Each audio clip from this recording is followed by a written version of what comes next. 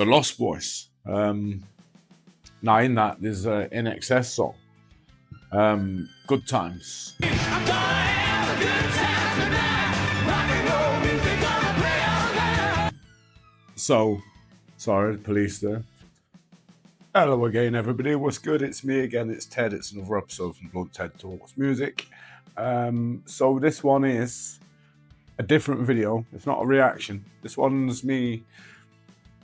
It's from a conversation I had in the comments last night with Dean, and we were discussing live music, and I said about I might do a video talking about where my love of music came from, my love of live music and everything else surrounding it. So here I am. So yeah, please stick with the video, watch it all the way to the end, because I'll talk about a little bit of range of stuff, a few different types of, few different genres of music that I've been into over the years and still am into.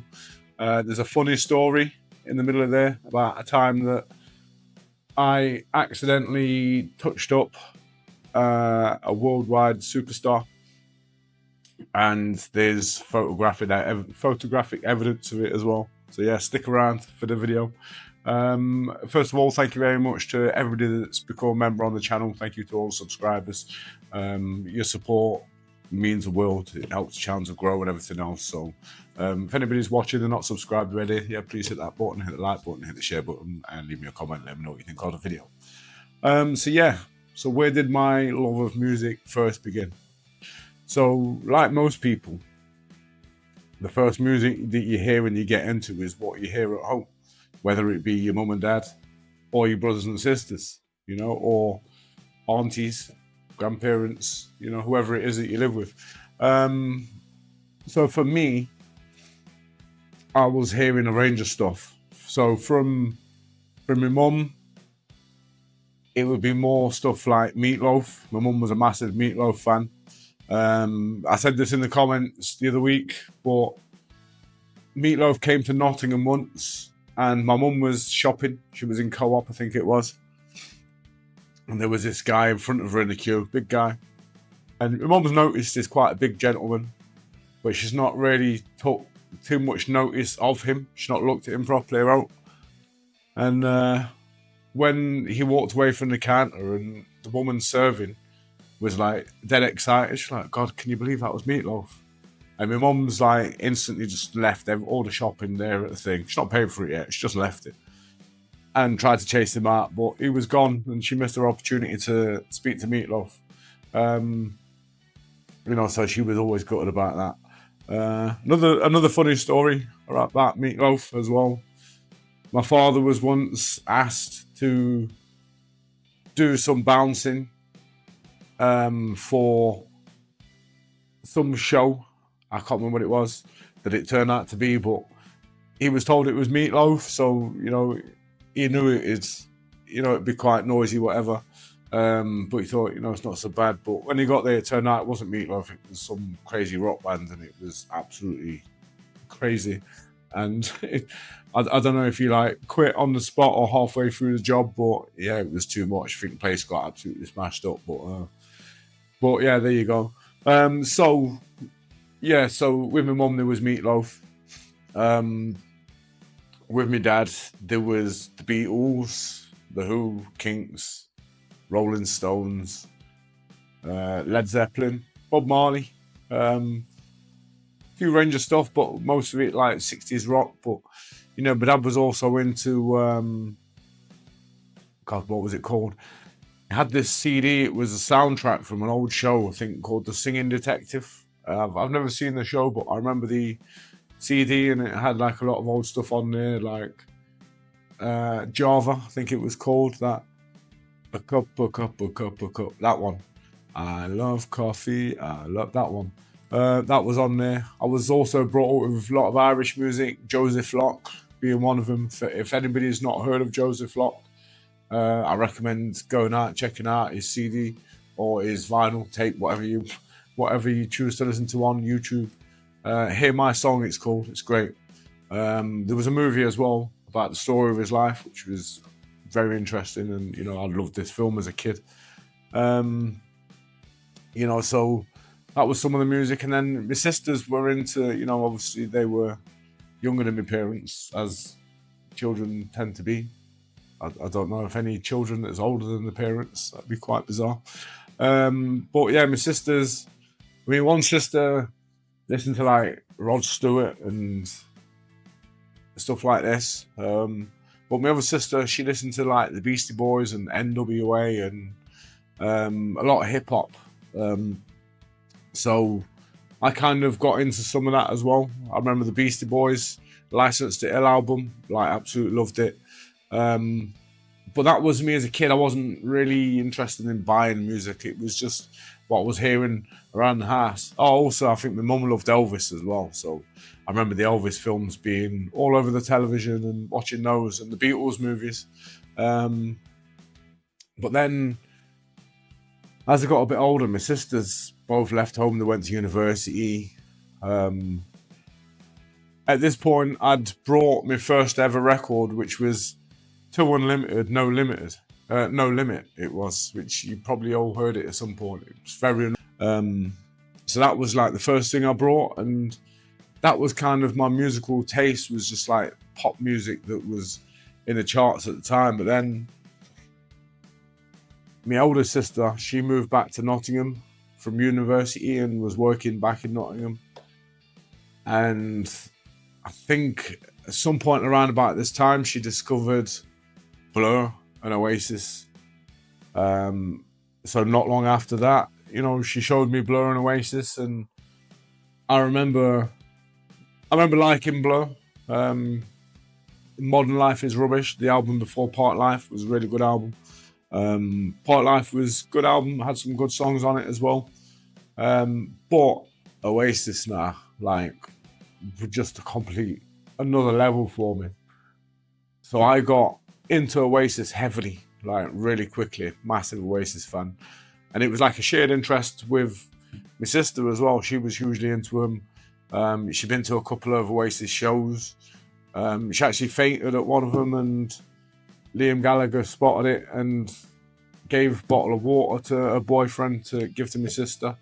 So that was kind of her claim to fame for that moment. But I hadn't been to any shows at this point. And then I remember Main Road, the concerts at Main Road, the old Manchester City ground, were announced. And somehow my sister, she got tickets for it, and she got me a ticket for it as well. So that was my first ever concert that I went to, was Oasis at Main Road.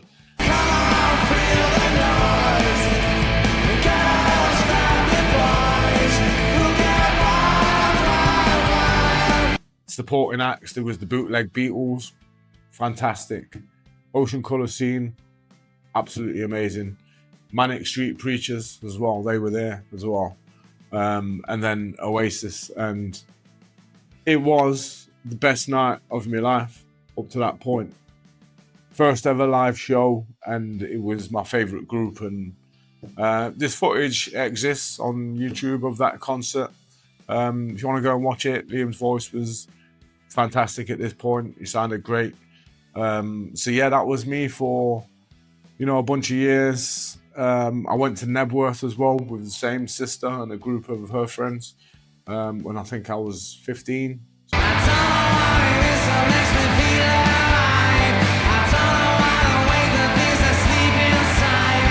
Something like that. And Nebworth was absolutely brilliant. You know, and recently they've announced they're doing Nebworth again, or they're doing shows again, and Liam did Nebworth. And, you know, I'd really love to have gone to the Nebworth shows that Liam did. Couldn't get tickets, couldn't get it off work anyway. But, you know, I went to the original one, so I've got that memory. It was impossible trying to get tickets for the new Oasis concerts. Just not a chance on earth of getting those. Hopefully in the future they do more tours and more shows, and I get to see some of them, and I get to go to one or two. That would be great. So yeah, I was a big Oasis fan, and at one point, I think I must have been about 14, and my sister, she was an estate agent for a company called Anscombe and Ringland. And they were a very well-to-do firm, and they had some well-to-do clients, and one of those clients were Liam Gallagher and Patsy Kensit when they were married. They were together. I don't know if they were married, actually. I know they were together, but I think they were married. Pretty sure they were married.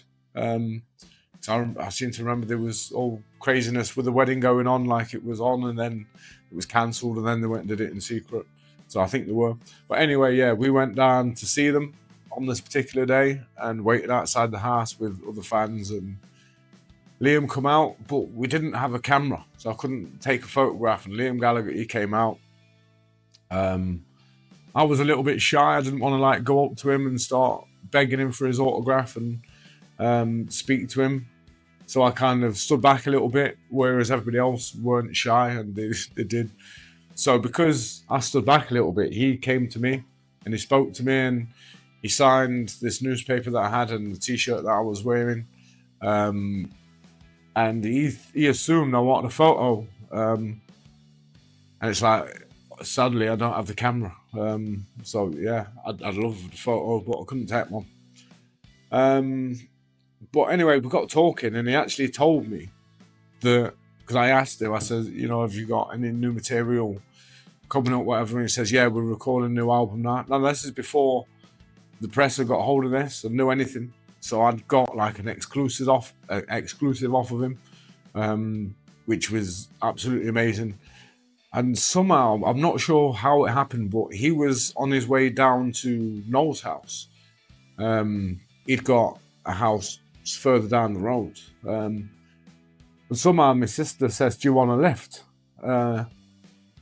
And he says, yeah, all right then. So there's me and my sister in the front of the car and Liam Gallagher in the back of the car. And at this point, he says, you know, where is the camera? How far do you live? I can't remember where it was that my sister lived at the time. Oh, yeah, I do. It was Golders Green. It was Golders Green, not far from Golders Green Station. So, you know, I said Golders Green, and he says, it's a bit too far. So I think in his head, if it was nearby, I think he was going to fully just come and take some photos and whatever. So for me, every little bad thing that people say in the press about Liam Gallagher being a bit of a dick, none of it is true. I don't believe any of it. You know, and from people that speak about him, that know him or have met him, they all have good things to say about him. So anyway, we went away and, you know, I was a bit gutted I couldn't have a photo. So I had the autographs and I had the memory in my head, but I'd loved a photo. But a couple of days later, my sister says, come on, we'll go back. We've got the camera. Let's go back. We'll get the photo. So we went back. Same thing again, waiting outside the house. There was fans there again outside the house, waiting around. And in fact, I met him twice that day. The first time was outside of his house and he came out of his house and he come over to take the photo and his car was there. I've got the photo, I'll put it up on the screen in a moment, but his car was there at the back of us. So I've gone to put my arm around him and I thought, you know, I'm not going to be weird and put my arm around his waist like that. So I've put my arm, I've lent it on the back of the car. And as I've done that, my hand slipped and I've slapped his bum. To the point, he's obviously noticed that I've slapped his bum. But he doesn't know it's an accident. So he's obviously thinking, hold on a minute. This guy slapped. So the photo is actually like, you can see he's like looking and smiling. So there was two photos. There was that one. Don't know how my sister managed to get that photo, but she did well. And then there was like the photo that with my hand positioned properly, which was, you know, it's one of my proudest photos. You know, meeting him was great. You know, but to meet him twice, but then somehow a bit later on we met him down the road, and he was talking to other fans. You know, he'd stopped. I think he was walking. But he'd stopped to talk to other fans and, you know, I got to say hello to him again. And, you know, probably at this point, he's probably thinking, well, 3 times now in a couple of days, you know, it's getting a bit much. But, yeah, he was a brilliant guy. So, yeah, so at this point, I still loved Oasis. And live music. And some other influences with music growing up is movies, movies that you watch and the soundtracks to that movie. So one of my favorite movies growing up was The Lost Boys. Now in that there's an NXS song, Good Times. I'm gonna have a good time tonight. Rock and roll music gonna play all night.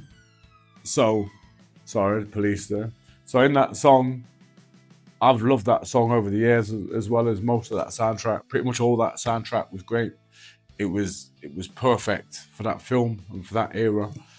But I never realised that Jimmy Barnes was on the song, because I didn't know who Jimmy Barnes was. So probably saw the name over the years and not thought too much of it because I didn't know who he was. And it's only later on, since doing this channel, that I've discovered Jimmy Barnes, through doing Cold Chisel reactions. And then one day going and listen to that song and seeing Jimmy Barnes at the front, it's like, hey, there's flipping Jimmy Barnes and MXS. No way. All these years I've not had a clue.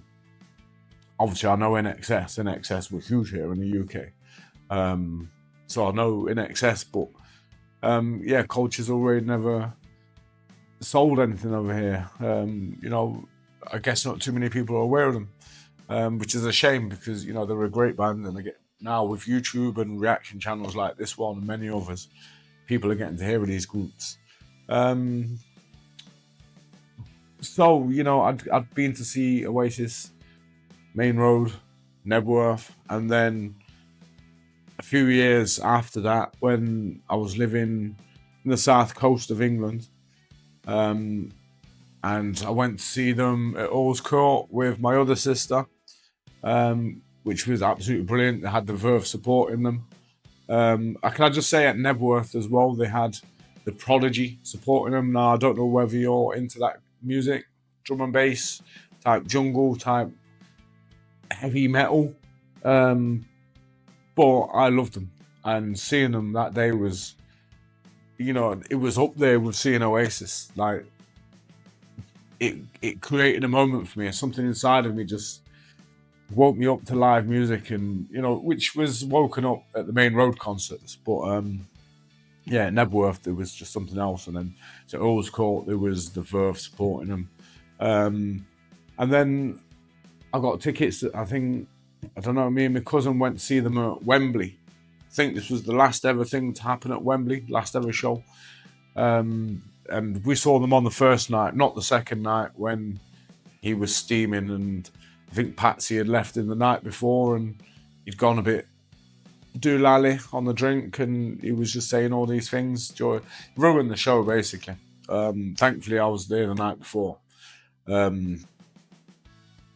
there was a group there, I can't remember what they're called now, but one of the support acts, we weren't too impressed, and although it's a very poor thing to do, me and my cousin were heckling. We didn't think for a minute the guy on the stage would hear us, in this group, which he didn't. Oh, the Doves, that's who it was, the Doves, which they didn't hear us. However, during one of the songs, he turned around and he says, "I'd like to dedicate this song to my brother." And he's out there in the audience, and straight away, a guy directly behind us started cheering and waving to him. I look at him and I think, it's your brother on the stage. So we didn't think he could hear it, but his brother's obviously heard it all. It's the last time we ever heckled.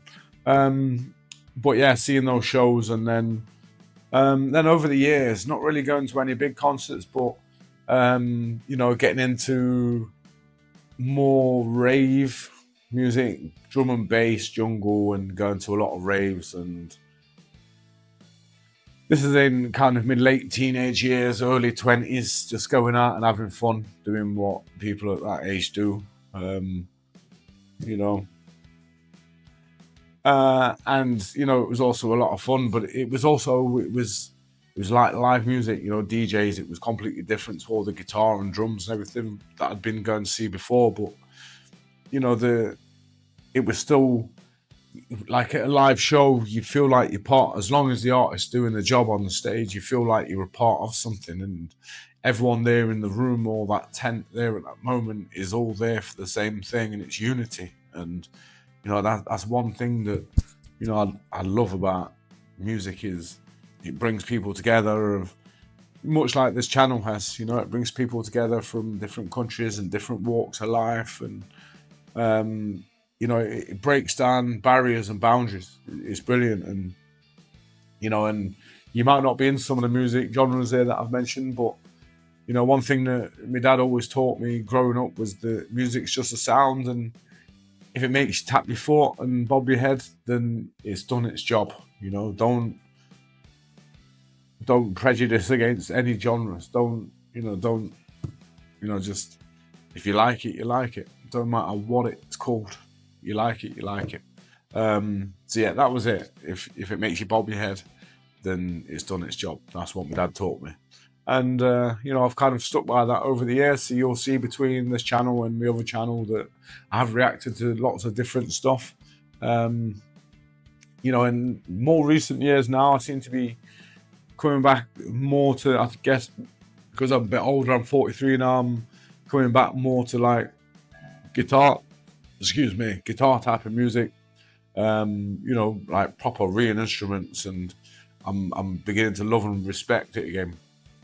You know, and with this channel, I've heard lots of new artists and groups that I've not heard of before, like Cold Chisel, John Farnham, you know, as well as discovering that Olivia Newton-John was more than just Sandy in Greece. You know, because she never really was huge over here, other than, you know, the songs from Greece, which still get played heavily all the time, but you know, you don't really hear any of her other music out there. You know, so yeah, it's been great. So yeah, let me know in the comments, what music are you into? What got you into the music? Who got you into music? Was it a live show? Was there one performance in particular that you saw that blew you away? Are you a musician yourself? What got you into music? What instrument do you play?